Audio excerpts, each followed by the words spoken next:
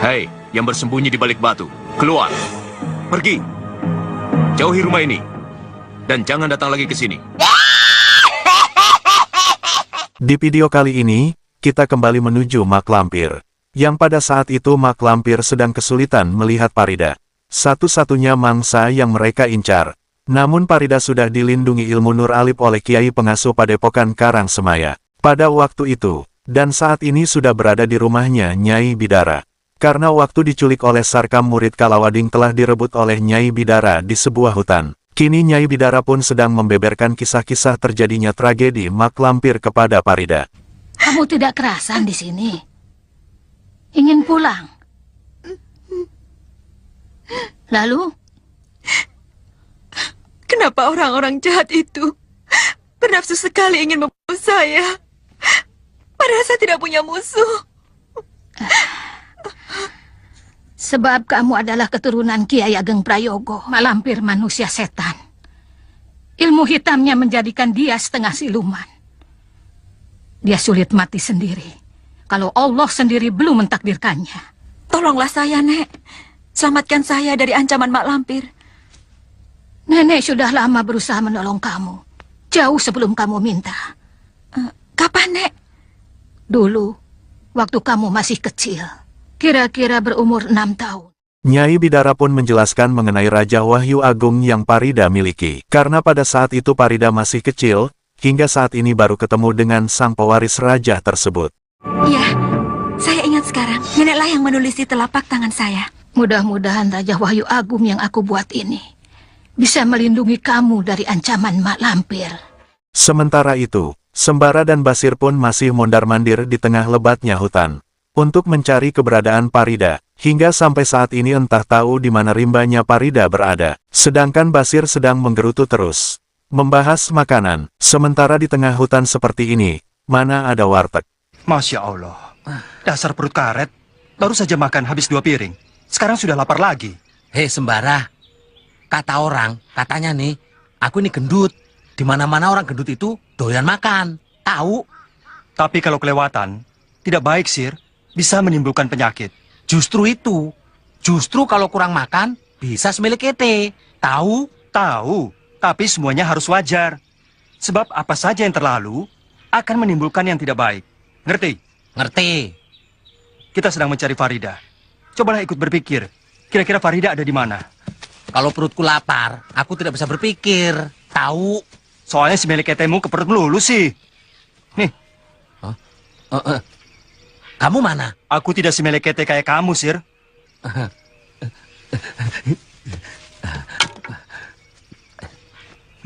Dasar si melekete. Selanjutnya, setelah mak lampir melihat seseorang di baskom saktinya, namun tidak jelas orangnya, lalu mak lampir mendatangi istana Nyai Blorong, guna meminta bantuan mencari Farida. Kebetulan di istana Nyai Blorong sedang berkumpul dengan Ratu Siluman Babi juga. Lalu apa yang bisa saya lakukan untuk membantu guru? Iya, kami sanggup meringkus Farida kalau guru mengizinkan. Kerahkan seluruh pasukan kalian untuk menyelidiki semua tempat. Apabila melihat Farida, cepat beritahu aku. Biar aku sendiri yang bertindak. Baik, guru.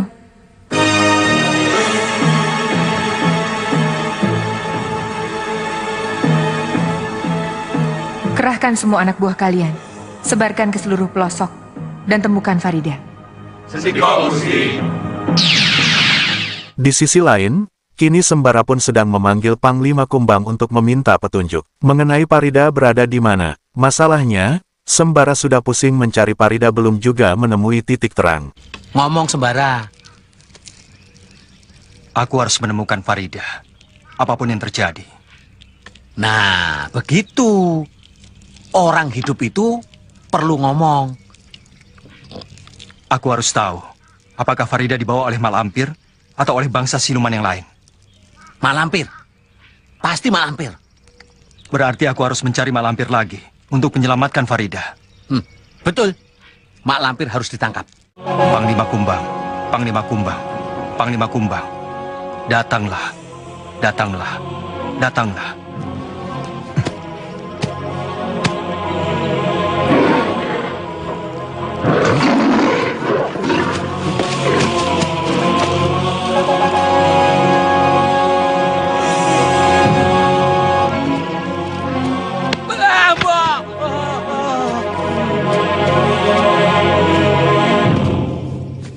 Apa yang bisa saya bantu, Pangeran? Saat ini Malampir ada di mana? Di istana Nyi Blorong, Ratu Kencana, Ratu Siluman Babi juga ada di sana. Panglima Kumbang pun mengatakan bahwa mak lampir sedang ada di istana Nyai Blorong.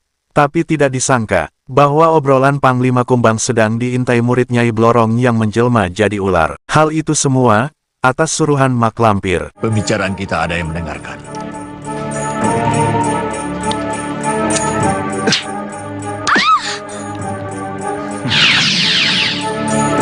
Mana buah Nyi Blorong, Pangeran?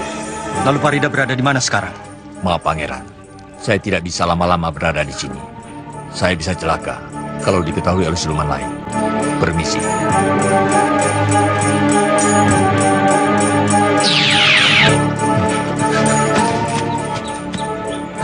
Masa hilang?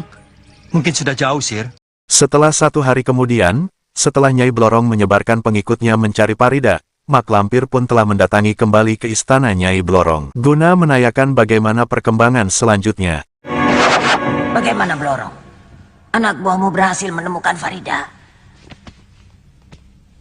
Belum, Guru. Tapi salah seorang anak buah saya melihat Kiai Jabat sedang berjalan menuju ke rumah Nyai Bidara. Kiai Jabat?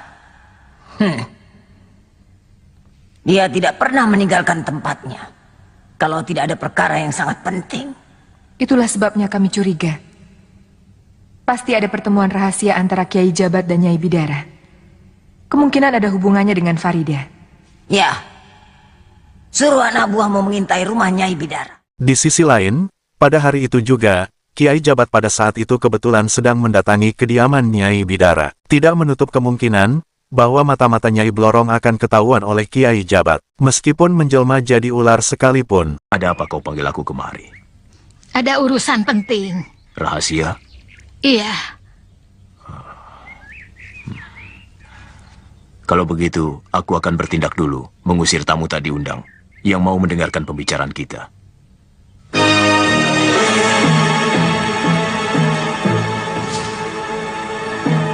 Hei, yang bersembunyi di balik batu.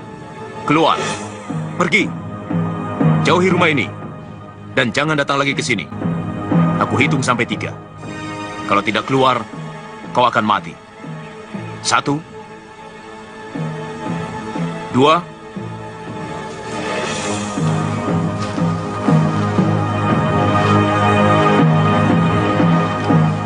3. Ular siluman. Pasti suruhan mak lampir. Apakah kau menyimpan sesuatu, sehingga mak lampir perlu mengirim mata-mata ke sini? Ya, aku menyimpan Farida. Pantas. Iya, ternyata memang betul sekali, bahwa di balik batu ada sesuatu tamu tak diundang. Namun Kiai Jabat berhasil mengusir mereka. Lalu kemudian, tamu tak diundang pun pulang dan melapor kepada majikannya, yaitu Nyai Blorong dan mak lampir. Jadi betul, Nyai Bidara yang mengundang Kiai Jabat.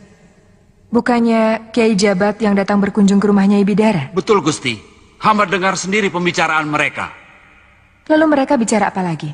Tidak tahu, Gusti, karena hamba keburu diusir dengan ancaman. Hebat sekali Kiai Jabat itu. Ilmunya sangat tinggi. Dia bisa tahu anak buah kulah yang bersembunyi di balik batu itu.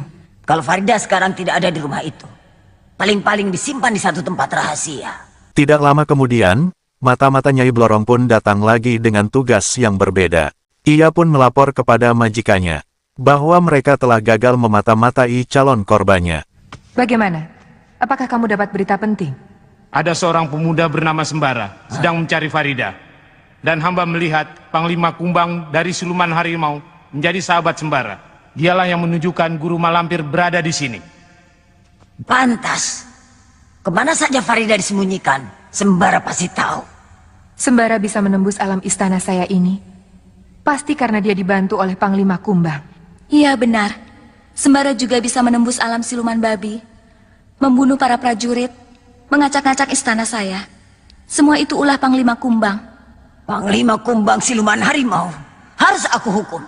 Bocah itu selalu jadi penghalang, selalu membuat aku susah. Aku tidak akan tenang selama dia masih memegang cemeti amal Rasuli. Kita harus merampas cemeti amal Rasuli dari Sembara, lalu dimusnahkan. Itu tidak gampang. Lebih baik pusatkan dulu kepada Farida. Kita tidak bisa mencari Farida, sementara keselamatan guru kita terancam. Diam! Kenapa jadi bertengkar sendiri?